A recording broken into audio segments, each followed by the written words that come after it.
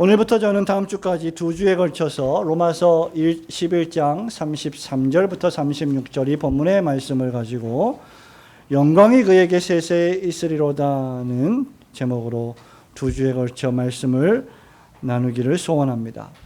로마서는 사도 바울의 가장 조직적인 서신 가운데 하나입니다.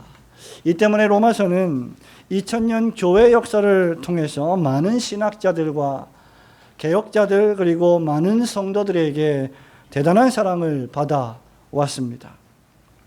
여러분들도 잘 아다시피 독일의 개혁자 마틴 루터가 로마 가톨릭 교회의 그릇된 교리에 대항하여 믿음으로 말미암는 칭의 교리를 로마서 1장과 갈라디아서 1장에서 발견함으로 종교 개혁의 단초가 되었습니다. 그리고 이 발견은 불과 2달 만에 8주 만에 전 유럽의 영혼들을 새로운 성경의 빛으로 돌아오게 만들었습니다. 로마 가톨릭 교회가 성경을 바벨론 포로에 갇히게 만들었던 것처럼 마치 거대한 로마 천주교의 성벽에 포로 삼았던 그 성경을 마틴 루터는 사람들에게 돌려준 것이었습니다. 4세기경에 매일매일 타락하고 방탕한 삶을, 육체적인 쾌락을 쫓아 살아가던 삶을 살다가 로마서 13장 11절 말씀 즉 낮에와 같이 단정히 행하고 방탕과 술 취하지 말며 호색과 쟁투와 시기하지 말고 오직 주 예수 그리스도로 옷 입고 정욕을 위하여 육신의 일을 도모하지 말라는 말씀을 통하여 구원의 감격을 체험했습니다. 감리교의 수장으로 알려지고 있는 요한 웨슬레는 1738년에 마틴 루터의 로마서 주석 서문의 낭독 소리를 듣고 구원의 은혜를 경험했습니다. 로마서 주석, 로마서 설교가 아니라 로마서 서문의 낭독 소리만 읽고도 구원을 받았다는 말입니다. 그래서 마틴 루터는 로마서를 가장 순수한 복음 중에 하나라고 말씀을 한 것입니다. 제네바의 칼빈 역시 로마서를 이해하기만 하면 우리가 성경의 모든 것을 이해할 수 있는 열쇠를 가진 것과 다름이 없다라고까지 말할 정도였습니다. 여러분, 이렇게 종교개혁 시대에 불과 350년, 400년 전에 그리스도인들이 로마서를 다시 읽고 새롭게 발견했을 때 하나님의 말씀인 로마서는 타락한 교회를 개혁해 버리고 말았습니다. 하나님의 말씀은 살아있고 운동력이 있었고 좌우에 날선 그 어떤 것보다도 더 예리해서 사람들이 할 수 없었던 일들을 하고야 말았던 것입니다. 그들은 스스로의 행위를 통하여 구원을 얻을 수 없음을 깨달았습니다. 아무리 공로를 쌓고 아무리 많은 업적을 쌓아도 그것이 내 죄를 가릴 수 없고 그것이 나로 하여금 의인으로 만들어줄 수 없다는 것을 경험한 것입니다. 오히려 구원은 하나님께서 주시는 한거할 수 없는 은혜요 축복의 선물이라는 것을 로마서를 통해서 깨달았습니다. 구원은 사람의 노력이나 행위가 아니라 그들을 위해서 하나님이 하신 일에 기인한다는 이 사실이 바로 종교개혁을 일으켰던 원동력이 된 것입니다. 사도 바울은 이러한 본서에서 기독교 신앙의 본질에 대한 많은 교리들을 논하고 있습니다. 오늘 우리는 이 로마서 11장 33절부터 36절의 본문의 말씀을 가지고 어떻게 보면 로마서의 전체의 핵심 주제를 간략하게 요약하는 설교를 하는 것이라 할 수 있습니다. 마치 우리는 로마서를 읽어보면 바울이 조직신학서 책을 쓰는 것처럼 착각을 불러일으킬 정도로 로마서에서 매우 다양한 하나님의 말씀의 가르침인 교리들을 발견하게 됩니다. 로마서 1장에서는 복음의 능력과 하나님의 말씀의 계시에 대하여 말합니다.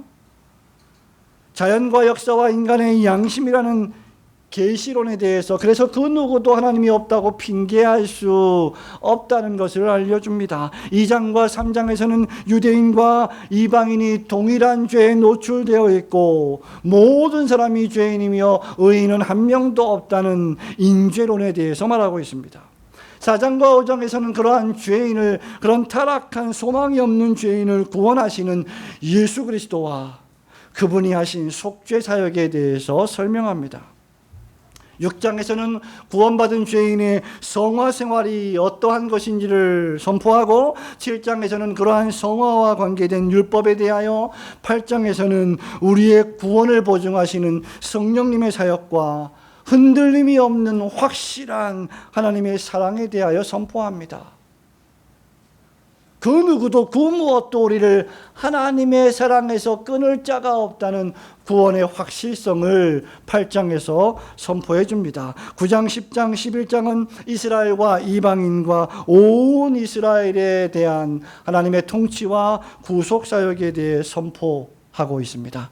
그리고 오늘 우리가 함께 읽은 이 본문의 말씀은 작게는 이방인의 선교로 말미암아 마치 버려진 것 같았던 택한 족속인 이스라엘의 구원에 관한 결론적 말씀인 동시에, 바울이 이제부터 로마서 1장부터 11장까지 논해왔던, 제가 지금까지 간단하게 요약해드렸던 수많은 전체 교리의 결론의 말씀이기도 합니다. 그것이 무엇입니까? 바로 만물이 주에게서 나오고 주로 말미암고 주에게로 돌아갑니다. 그에게 영광이 세세에 있을지어다. 아멘이라는 말씀입니다. 여러분, 그러나 이 말씀은 앞서 바울이 말한 1장부터 11장까지의 기독교의 근본 교리를 선포하고 설명해 왔던 논조와는 매우 다르게 기록이 되어 있습니다. 기독교의 근본 교리들을, 예수를 믿는 사람들이 예수를 믿는 그 믿음에 대해서 어떤 교훈들을 가져야 하는지, 어떤 지식을 가져야 하는지를 상세하게 설명해 왔던 바울이 갑자기 로마서 11장 33절 본문에서 그 설명을 멈추어 버리고 노래를 부르기 시작합니다. 그래서 우리는 이 본문을 성령이다, 닥솔로지다, 하나님을 찬미하는 예배의 시간에 하나님을 찬미하는 노래, 찬송가, 하나님을 영화롭게 하는 마지막 예배의 순서에 부르는 성령으로 부르는 것이죠. 성령이라고 하는 것은 여호와 하나님을 찬미하는 예배 중에 노래 중에 노래를 지칭합니다. 성도 여러분, 여러분들은 어떤 경우에 노래를 부르십니까? 여러분들은 우리의 감정을 더 이상 표현할 수 없을 때, 우리의 감정을 더 이상 주체할 수 없을 때 우리는 노래를 부르기 시작합니다. 기뻐서 그럴 수도 있고 너무나 슬픈 일을 당해서 그럴 수도 있습니다. 논리로는 더 이상 설명이 불가능할 때, 더 이상 우리의 지식과 이성으로는 설명이 불가능할 때 노래를 부릅니다. 바울이 정확히 지금 그 일을 여기서 하고 있는 것입니다. 대단한 신학자 바울이 신학 설명을 멈추고 신학 강의를 멈추고 노래를 부르기 시작하는 것이죠. 아니, 찬양을 부르기 시작하는 것입니다. 바울은 하나님의 놀라우신 창조와 구속의 섭리와 주권을 더 이상 논리적으로, 이성적으로 설명할 수가 없는 것입니다. 그래서 노래를 부르기 시작하는 것입니다. 어떤 의미에서 찬양은, 찬송은 하나님의 말씀만큼이나 강력한 신앙의 표현인 것입니다. 로마서 11장 33절이 뭘 말하고 있습니까? 하나님의 지혜와 지식의 풍성함을 말합니다. 그의 판단, 그의 결정, 그의 계획은 우리가 추적이 불가하다 말합니다. 34절에는 누가 도대체 하나님을 알 수 있느냐라고 질문합니다. 누가 그에게 이렇게 좀 해보세요, 저렇게 좀 해보세요 라고 조언을 할 수 있겠느냐라고 말합니다. 35절에서 누가 먼저 하나님께 드려서 하나님을 갚으셔야만 하는 채무자로 만들 수 있겠느냐라고 말하고 있습니다. 그래서 이 노래의 마지막 결론이 무엇입니까? 바로 개혁주의 신앙의 최대의 슬로건이라 할 수 있는 로마서 11장 36절입니다. 만일 저와 여러분이 개혁신앙을 하나의 개념으로 제안해야 한다고 하면 그것은 반드시 하나님 중심적이어야 합니다. 오늘날 조국교회에 가장 시급하게 회복되어야 할 교리가 있다면 하나님 중심 교리입니다. 개혁신학의 가장 주요한 관심사는 삼위일체 하나님이십니다. 소일문답도 사람의 제일 되는 목적이 무엇이냐 질문하면서 사람의 제일 되는 목적은 하나님을 영화롭게 하고 하나님을 즐거워하는 것입니다라고 선언하고 있습니다. 사람의 존재하는 목적은 사람이 잘 먹고 잘 살기 위해서가 아니라 영광스러운 하나님을 찬미하기 위해서 존재한다는 말입니다. 초월적이시면서 우리와 전혀 다른 분이시면서 동시에 내재하신 우리와 같은 사람의 몸을 입고 이 땅에 오신 예수 그리스도 안에서 부성적 사랑이 넘치시는 하나님, 우리가 매일매일 넘어지고 쓰러지고 회개하고 또 회개하는 연약한 존재일지라도 그런 존재를 사랑하시는 하나님, 여러분, 그것이 바로 하나님 사상의 신앙입니다. 그래서 개혁주의 신앙인들은 언제든지 자신들의 신학을, 자신들의 신앙을 하나님 사상으로 가득가득 채워버리는 자들입니다. 아니, 개혁주의 신앙을 논하지 않더라도 성경 중심의 신앙을 하는 모든 신자들은 하나님 사상으로 자신의 모든 것을 채워버릴 줄 알아야 합니다. 칼빈주의라고 하는 책을 쓴 메이슨 프리슬리라고 하는 신학자가 이에 대해서 이렇게 말합니다.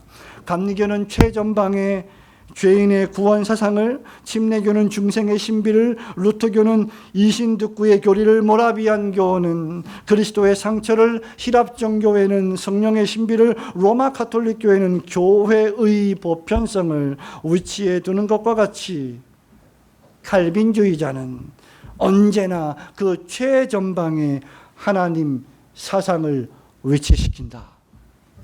그것이 장로교 신학의 핵심입니다. 개혁신앙이 된다는 것은, 개혁적이라고 하는 말은 자신이 가지고 있는 지식과 정보로 상대방을 난도질하는 것이 아니라, 비판하고 정죄하는 것이 아니라 끊임없이 자기 자신을 성찰하는 신앙입니다. 모든 피조세계의 국면에 대하여, 본문의 말씀대로 만물에 대하여, 신자의 삶의 모든 국면에 대하여 포괄적이며 주권적이며 부성적 사랑이 넘치는 하나님의 주인 되심을 생각하는 신앙입니다. 그래서 개혁신앙에 있어서 지배적인 사상은 바로 창세기 1장 1절입니다. 태초에 하나님이 천지를 창조하시니라. 믿으시기를 주님의 이름으로 축원합니다.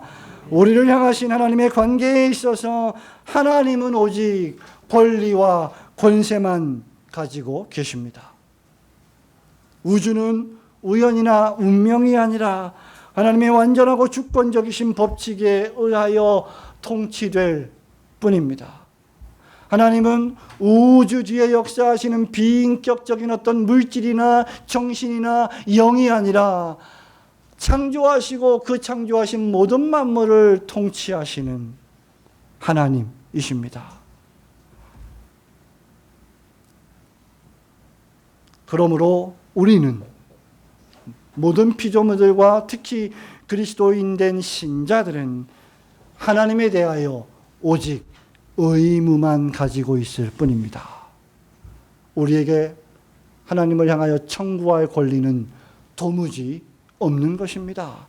하나님 왜 다른 사람은 선택하지 않으십니까? 하나님 왜 다른 사람은 구원하지 않으십니까? 라는 질문을 우리는 던질 수 없는 자들입니다. 왜냐하면 우리는 모두 다 허물과 죄로 죽어버렸기 때문입니다.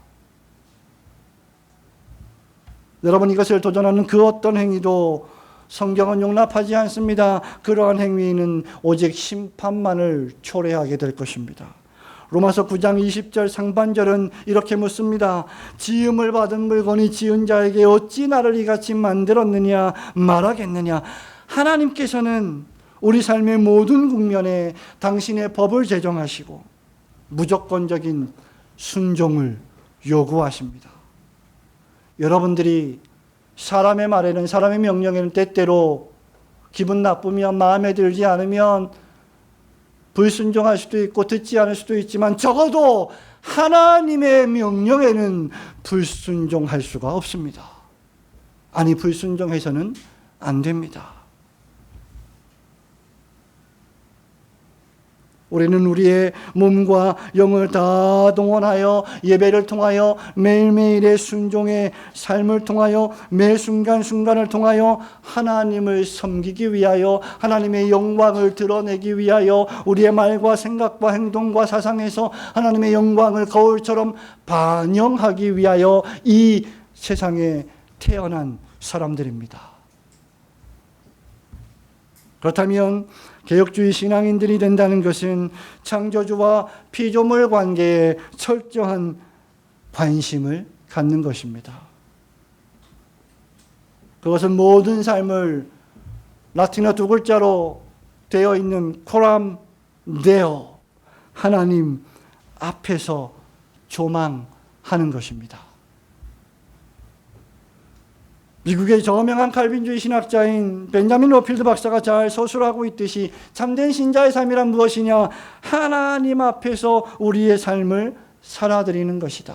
우리의 삶을 하나님의 면전에서 마치 하나님이 앞에 계신 것처럼 살아가는 것이다. 그는 계속해서 이렇게 말합니다. 칼빈주의자는 하나님을 보는 자입니다. 자연에서 하나님을 봅니다. 역사에서 하나님을 봅니다. 은혜에서 하나님을 보는 자입니다. 칼빈주의자는 모든 곳에서 하나님의 전능하신 발자국을 보고 모든 곳에서 그 능하신 팔의 역사하심을 느끼며 하나님의 위대하신 심장의 박동 소리를 듣는 자입니다.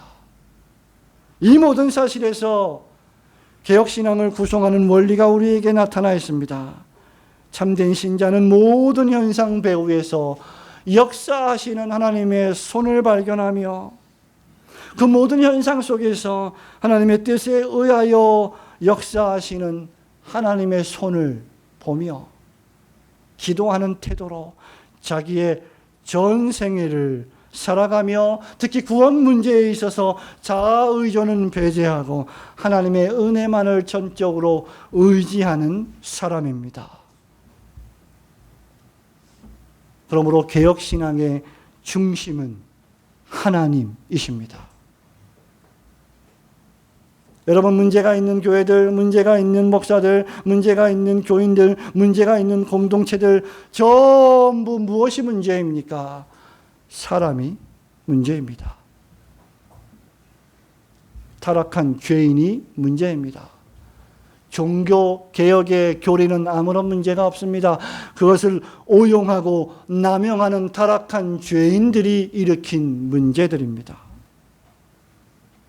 그러므로 참된 신자는 모든 교리를 하나님 중심의 방식으로 정의합니다. 참된 신자는 모든 삶의 계획들을 하나님 중심으로 재편성합니다. 마치 여러분의 삶의 시간표가, 인생의 시간표가 방송국의 편성표와 같다면 그 편성의 중심은 오락과 쾌락과 탐욕이 아니라 하나님의 영광, 하나님의 영광, 하나님의 영광으로 구성되어야 한다는 말입니다.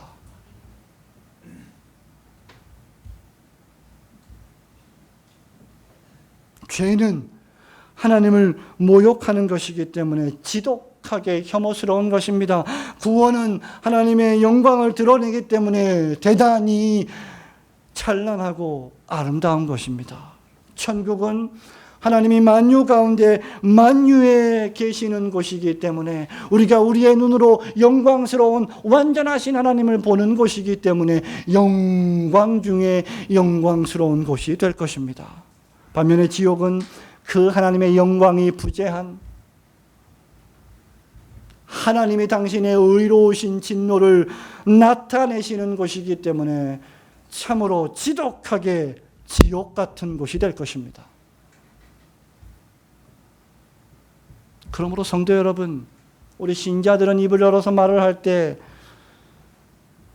펜을 들어서 글을 쓸 때, 손가락을 눌러서 문자를 보낼 때, 또 생각하고 신중하게 성경적으로 생각해야 합니다. 얼마나 우리 사회가 요즘 파괴적입니까?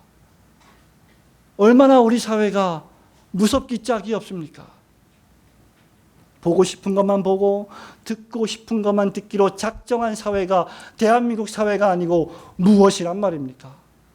진실이 과연 어디에 있습니까? 사실이 과연 어디에 있습니까? 사실이라 할지라도 그것을 믿지 않으면 아무런 소용이 없는 것입니다. 오직 우리가 하나님 중심의 신앙을 회복할 때만 진실과 진리가 이 땅에 꽃을 피우게 될 것입니다. 세상 정치에 너무 연연하지 마십시오. 세상 정치 때문에 세상의 나라가 움직여지는 것은 결코 아닙니다. 하나님께서 세상 정치를 통하여 세상을 통치하고 계시는 전능하신 하나님이십니다. 그리스도인은 아마도 죄가 가장 파괴적이며 비참으로 이끄는 것이라고 말할 수 있겠지만 우리가 죄악조차도 하나님 중심의 관점으로 보지 않는다면 강조점을 놓치게 되는 것입니다. 죄란 무엇입니까? 내가 다른 사람에게 나쁜 짓을 행하는 것이 아니라 하나님과의 관계를 깨트려 버리는 것이 죄입니다. 여러분이 아무리 다른 사람에게 잘 대해준다 할지라도 하나님과의 관계가 깨트려지는 죄를 범할 수도 있다는 사실을 기억해야 합니다. 다윗이 시편 51편 4절에서 뭐라고 말합니까? 다윗은 유명한 자이고 대단한 신앙인이지만 사람들 앞에서 많은 추태를 부렸고 많은 죄악들을 저질렀던 인물이기도 합니다. 자기를 지키는 군인들에게 백성들에게 버림을 받았던 인물이기도 합니다. 백성들이 화가 나서 다윗을 잡아 죽이자라고 말했던 존재입니다. 그런데 그가 뭐라고 말합니까? 내가 주께만 범죄하여 주의 목전에 악을 행하였사오니 이렇게 말합니다. 여러분, 사람 앞에서 죄를 지은 것이 나쁘다고 말하는 좋은 것이라고 말하는 것이 결코 아닙니다. 지금 다윗은 하나님과 자신과의 관계가 어그러져 있다는 것을 고백하고 있는 것입니다. 죄란 하나님 앞에서 무례하고 모욕적인 것입니다. 성경의 가장 위대한 교리적 본문으로서의 바울 서신에 가장 평범하게 빈번하게 등장하는 단어는 은혜도 아닙니다. 신앙도 아닙니다.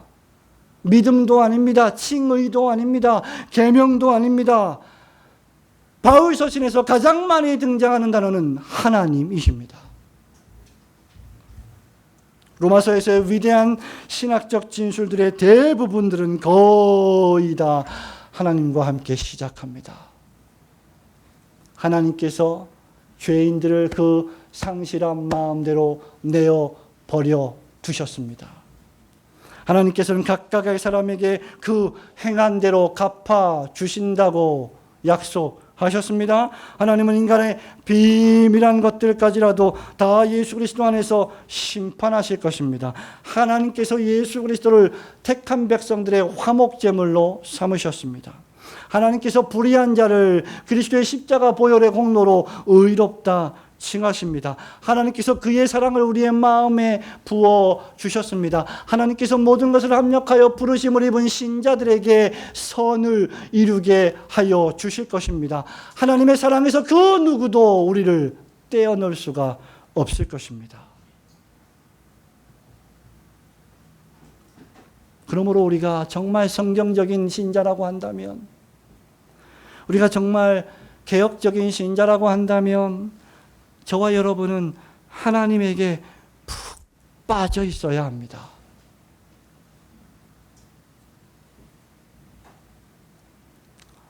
아주 오래된 몇 년 전에 제가 가르쳤던 신학생이 성년이 되어서 교회에서 사역을 하는데 하루는 저에게 이런 고민을 토로해 옵니다. 여자 신학원 전도사님인데, 목사님, 제 아들이 너무 신앙이 좋은 것 같아요. 그래서 걱정입니다. 얘가 이제 초등학교 5학년인데 매일 밤마다 무릎을 꿇고 너무 오랫동안 기도를 해요. 그래서 걱정입니다.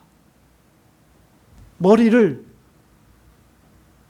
허벅지 사이에다가 끼워 놓고 기도를 한대요. 오랫동안. 이게 걱정할 일입니까? 근데 그걸 걱정을 해요. 정말 여러분의 자녀들이 머리를 다리에 끼워 넣어서 기도하는 자녀들이 얼마나 있습니까? 저는 그 말을 들을 때 제가 너무나 부끄러웠어요. 하나님을 설교하는 목사, 하나님을 입에 달고 사는 장로, 권사, 집사들이 정말 하나님 중심으로 살고 있는가? 여러분을 비난하는 게 아닙니다. 과연 우리의 신앙이 정말 우리의 영혼을 지옥으로 던져 보내실 수 있는 그분을 의식하며 살아가고 있는지를 돌아보자는 것입니다.